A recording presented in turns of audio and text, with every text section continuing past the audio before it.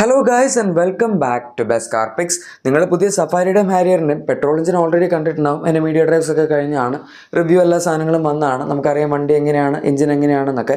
സിയർ വെച്ച് കമ്പയർ ചെയ്യുമ്പോൾ കുറച്ച് പവറും ടോർക്കും കൂടുതലാണ്. പിന്നെ സിയറിൽ നമുക്കാകെ 6 സ്പീഡ് ടോക്ക് കൺവെർട്ടർ ഓട്ടോമാറ്റിക് മാത്രമേ ഉണ്ടായിരുന്നുള്ളൂ. ഇതിനകത്തേക്ക് വരുമ്പോഴേക്കും മാനുവൽ ട്രാൻസ്മിഷനൊക്കെ വരുന്നുണ്ട് 6 സ്പീഡ്. പക്ഷേ ആ സമയത്ത് നമുക്ക് പ്രൈസ് അറിയില്ലായിരുന്നു. ഇപ്പോൾ ടാറ്റ ഇതിൻ്റെ പ്രൈസും കൂടെ പുറത്തു വിട്ടിട്ടുണ്ട്. അതും ഇത് അത്യാവശ്യം നല്ലൊരു സ്പൈസി ആയിട്ട് നിൽക്കുന്ന ടൈമാണ്. കാരണം മഹീന്ദ്ര അവരുടെ XUV 7XO ജസ്റ്റ് ലോഞ്ച് ചെയ്തിട്ടേ ഉള്ളൂ. ആൻഡ് അത്യാവശ്യം നല്ല കിടിലൻ പ്രൈസിൽ തന്നെയാണ് മഹീന്ദ്ര ആ വണ്ടിയും ലോഞ്ച് ചെയ്തിരിക്കുന്നത്. 13.66 ലാക്സിന് അടുത്തായിരുന്നു ആ വണ്ടിയുടെ സ്റ്റാർട്ടിംഗ് പ്രൈസ് വരുന്നത് പെട്രോളിൻ്റെ. ഈ വണ്ടിയും ഇപ്പം നിലവിൽ പെട്രോളിൻ്റെ പ്രൈസ് തന്നെയാണ് പറഞ്ഞിരിക്കുന്നത്. ലേറ്റസ്റ്റ് ആയിട്ട് അവർ പുതിയൊരു ഫിയർലെസ് പ്ലസ് അൾട്ര എന്ന് പറഞ്ഞൊരു മോഡലും കൂടി ലോഞ്ച് ചെയ്തിട്ടുണ്ടായിരുന്നു. അതിൻ്റെ അകത്ത് കുറച്ച് എക്സ്ട്രാ ഫീച്ചേഴ്സ് ഒക്കെ ഉണ്ട്. അതൊക്കെ നിങ്ങൾക്ക് അറിയായിരിക്കും. നമ്മളിനി ഒരുപാട് അതിലേക്ക് ഡീറ്റെയിൽ ആയിട്ട് പോകുന്നില്ല. കാരണം മെയിനായിട്ട് ഡിസ്കസ് ചെയ്യാനുള്ളത് ഇതിൻ്റെ പ്രൈസ് ആണല്ലോ. XUV 7XOയുടെ പ്രൈസ് വെച്ച് കമ്പയർ ചെയ്യുമ്പോൾ എങ്ങനെയാണ് സഫാരിയുടെയും ഹാരിയറിൻ്റെയും പെട്രോളിൻ്റെ പ്രൈസ് നമുക്ക് നോക്കാം. ആദ്യം ഹാരിയറിൽ നിന്ന് സ്റ്റാർട്ട് ചെയ്യും. കാരണം അതാണ് എൻട്രി ലെവൽ മോഡൽ. 7XOയിൽ ആദ്യം 5 സീറ്റർ മോഡൽ ഉണ്ടായിരുന്നു. പക്ഷേ ഇപ്പോൾ 7 സീറ്ററും 6 സീറ്ററും മാത്രമേ ഉള്ളൂ.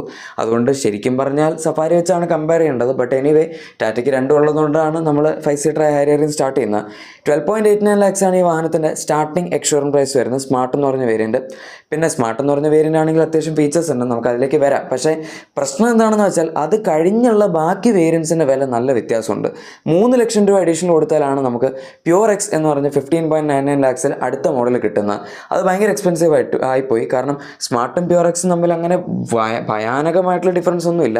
ഉണ്ട്, ഇൻഫോടൈം സിസ്റ്റം ഉണ്ട്, 360 ക്യാമറ ഉണ്ട്, ക്രൂസ് കൺട്രോൾ ഉണ്ട്, പുഷ് ബട്ടൺ സ്റ്റാർട്ട് ഉണ്ട്, അങ്ങനെയൊക്കെ ഉണ്ട്. പക്ഷേ 3 ലക്ഷം രൂപ ജസ്റ്റിഫൈ ചെയ്യുന്നുണ്ടോ എന്ന് ചോദിച്ചാൽ എനിക്കറിയില്ല. അത് കഴിഞ്ഞിട്ടുള്ള വേരിയൻസ് എല്ലാം വലിയ പ്രൈസ് ഡിഫറൻസ് ഒന്നുമില്ല. അഡ്വഞ്ചർ എക്സ് ഒക്കെ ജസ്റ്റ് 87,000 രൂപയുടെ അടുത്ത് വ്യത്യാസമുള്ളൂ. അഡ്വഞ്ചർ എക്സ് പ്ലസിലും വലിയ വ്യത്യാസം വരുന്നില്ല. ഫിയർലെസ് എക്സിലേക്ക് പോകുകയാണെങ്കിലും അത്യാവശ്യം വ്യത്യാസമുണ്ട്. അവിടെ പിന്നെ നമുക്ക് ഒരു 2.8 ലാക്സിനടുത്ത് ഡിഫറൻസ് നേരെ പിടിച്ച് കിടപ്പുണ്ട്. ഫിയർലെസ് എക്സ് പ്ലസ്സിൽ ഡിഫറൻസ് അധികം ഇല്ല, 2 ലക്ഷം രൂപയുടെ അടുത്താണ്.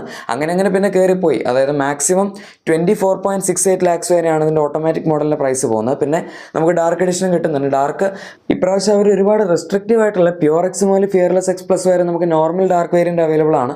അതിൻ്റെ മുകളിലേക്ക് പോകുകയാണെങ്കിൽ റെഡ് ഡാർക്ക് എഡിഷനും അവൈലബിൾ ആണ്. അത് ഫിയർലെസ് അൾട്രയിലാണ് വരുന്നത്. അങ്ങനെയൊക്കെയാണ് ഹാരിയറിൻ്റെ പ്രൈസിങ്ങിൻ്റെ കേസ്. സോ മൊത്തത്തിൽ നോക്കുകയാണെങ്കിൽ മാക്സിമം 24.68 ലാക്സിൽ എൻ്റെ പ്രൈസ് എക്സ്ഷോറും അവസാനിക്കും. ജസ്റ്റ് പെട്രോളിന് മാത്രം പ്രൈസാണ്, ഡീസലിൻ്റെ പ്രൈസ് വന്നിട്ടില്ല. ഡീസൽ വെച്ച് കമ്പയർ ചെയ്താൽ 1.1 മുതൽ 1.5 ലാക്സ് വരെ വിലക്കുറവുണ്ട്. ആൻഡ് ഇനി നിങ്ങൾക്ക് ഡീസലിൻ്റെ പ്രൈസ് വന്നില്ല എന്ന് പറയാനുള്ള കാരണം ഈ ഫിയർലെസ് അൾട്ര എന്ന് പറഞ്ഞ മോഡൽ നമുക്ക് ഡീസലിലും കിട്ടുന്നുണ്ട്. അതിൻ്റെ അകത്താണ് പുതിയ 14.5 ഇഞ്ച് ഇൻഫോടൈം സിസ്റ്റം, ലെവൽ 2+ അഡാസ്, അതുപോലെ IRVM ക്യാമറ, പിന്നെ കുറേ ഫീച്ചേഴ്സ് ഉണ്ട്. അതൊക്കെ നിങ്ങൾക്ക് ഇവിടെ കാണാം. പിന്നെ താഴത്തെ ബേസിക് വേരിയൻസിലും ബാക്കി വേരിയൻസിലുള്ള ഫീച്ചേഴ്സും കാണാം.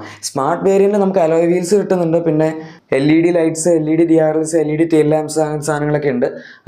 ഓട്ടോ AC വരുന്നുണ്ട്. പിന്നെന്താ വരുന്നത്, അത്യാവശ്യം features 6 air bags, ABS, 3PD സാധനങ്ങളൊക്കെ ഉണ്ട്.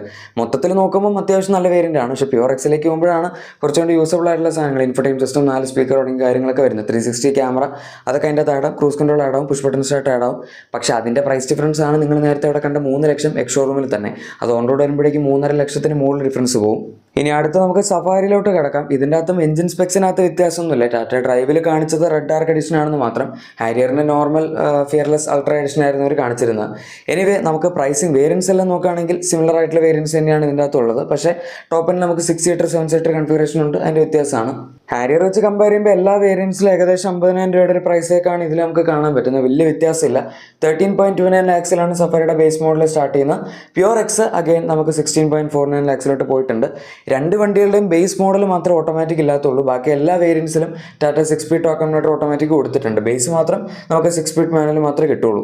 ആൻഡ് സഫാരിയുടെ പ്രൈസ് മാക്സിമം 25.19 ലാക്സ് വരെയാണ് എക്സ്ഷോറും പോകുന്നത്. ഇതിൻ്റെ അകത്തും നമുക്ക് നോർമൽ ഡാർക്ക് മോഡൽസും അതുപോലെ റെഡ് ഡാർക്ക് എഡിഷനും എല്ലാം തന്നെ കിട്ടുന്നുണ്ട്. 6 സീറ്റർ മോഡൽ നമുക്ക് ടോപ്പ് ആൻഡ് അൾട്ര വേരിയൻറ്റിലും അതുപോലെ അക്കംപ്ലിഷ്ഡ് പ്ലസ് എക്സ് പ്ലസ് എന്ന് പറഞ്ഞ മോഡലും കിട്ടുന്നുണ്ട്. വേരിയൻസ് ഒക്കെ പിന്നെ കുറച്ച് കോംപ്ലിക്കേറ്റഡ് ആണ്, എക്സും വൈയും സാധനങ്ങളൊക്കെ ഉണ്ട്. എനിവേ ഇതാണ് സഫാരിയുടെ പ്രൈസ് വരുന്നത്.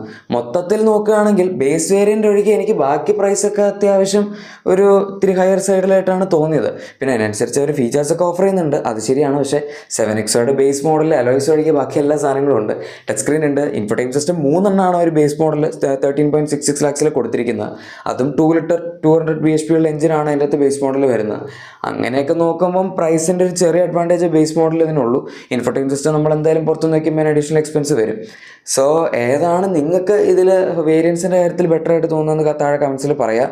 ഇനി സഫാരിയുടെയും വേരിയൻസിൻ്റെ ഡിസ്ട്രിബ്യൂഷനൊക്കെ നിങ്ങൾക്ക് ഇവിടെ കാണാം. പ്രത്യേകിച്ച് വ്യത്യാസമൊന്നുമില്ല. ഹാരിയറിൻ്റെ വേരിയൻസ് പോലൊക്കെ തന്നെയാണ്. പിന്നെ ടോപ്പ് എൻഡിലേക്ക് വരുമ്പോഴേക്കും നമുക്ക് ബാക്കിൽ മറ്റേ ഇത് വെന്റിലേറ്റഡ് സീറ്റ്സ്, വയർലെസ് ചാർജർ അങ്ങനത്തെ സാധനങ്ങളൊക്കെ എക്സ്ട്രാ ആഡ് ആവും എന്നുള്ളൊരു വ്യത്യാസമുള്ളൂ. 6 സീറ്റർ വരുമ്പോഴേക്കും ക്യാപ്റ്റൻ സീറ്റ്സ് വരും നടുവിൽ. അതിൻ്റെ കംഫർട്ടും സാധനങ്ങളൊക്കെ വ്യത്യാസമുണ്ട്. ഏതായാലും ഈ രണ്ട് വണ്ടികളുടെ പെട്രോൾ എഞ്ചിനിലെ മെയിൻ അഡ്വാൻറ്റേജ് നമുക്ക് കിട്ടാൻ പോകുന്ന മൈലേജിൻ്റെ കാര്യത്തിലായിരിക്കും. സംഭവം പറഞ്ഞു വരുമ്പം 170 bhp 280 Nm ടോർക്കൊക്കെയാണ്. പക്ഷേ 1.5 ലിറ്റർ ആയതുകൊണ്ടും പുതിയ GDA എഞ്ചിൻ 4 സിലിണ്ടറൊക്കെ ആയതുകൊണ്ടും തന്നെ ഇതിന് അത്യാവശ്യം നല്ല മൈലേജ് ഉണ്ട്. ടാറ്റ ക്ലെയിം ചെയ്യുന്നതിന് 25 ഇനി 25 കിട്ടിയില്ലെങ്കിലും നമുക്ക് ഹൈവേയിൽ ഒരു 15 മുകളിൽ കിട്ടുകയാണെങ്കിൽ തന്നെ നല്ല മൈലേജാണ്. കാരണം 7XOയ്ക്ക് എന്തായാലും മൈലേജ് ഇല്ല. 700ക്ക് ഓൾറെഡി പെട്രോൾ തീരെ മൈലേജ് ഇല്ലായിരുന്നു. 6-7ഒക്കെയാണ് എങ്ങനെ പോയാലും കിട്ടിക്കൊണ്ടിരുന്നത്. ഇനി നിങ്ങൾ ഹൈവേയിൽ മര്യാദയ്ക്ക് വളരെ പതുക്കെ ഓടിക്കുകയാണെങ്കിൽ 10 വരെ മാക്സിമം കിട്ടും. അത് ലിമിറ്റാണ്, അതിന് മുകളിൽ പോവില്ല. ഇതെന്തായാലും അങ്ങനല്ല. ചെറിയ എഞ്ചിൻ ആയതുകൊണ്ട് കുറച്ചും കൂടെ നമുക്ക് ത്രോട്ടിൽ കൺട്രോൾ ചെയ്ത് കഴിഞ്ഞാൽ മൈലേജ് നന്നായിട്ട് കിട്ടാനുള്ളൊരു സംഭവമുണ്ട്. എനിവേ നിങ്ങളുടെ അഭിപ്രായം താഴെ കമൻസിൽ പറഞ്ഞേക്കാം. നിങ്ങളുടെ എക്സിസ്റ്റിംഗ് വാഹനത്തിന് എന്തെങ്കിലും ആക്സറീസ് ക്ലീനിങ് പ്രോഡക്ട്സ് ആണെങ്കിൽ നമ്മുടെ ഡിസ്ക്രിപ്ഷൻ അല്ലെങ്കിൽ പ്രൊഡക്ട്സ് ടൈം ചെക്കൗട്ട് ചെയ്തേക്കാം. വീഡിയോ ഇഷ്ടപ്പെട്ടെങ്കിൽ ഉറപ്പായിട്ടും ലൈക്കും സബ്സ്ക്രൈബും ഷെയർ ഒക്കെ ചെയ്ത് നമ്മൾ സപ്പോർട്ട് ചെയ്യാനും മറക്കണ്ട. നമുക്ക് മറ്റൊരു വീഡിയോയിൽ കാണാം. അതുവരെ thank you for watching my video and good bye.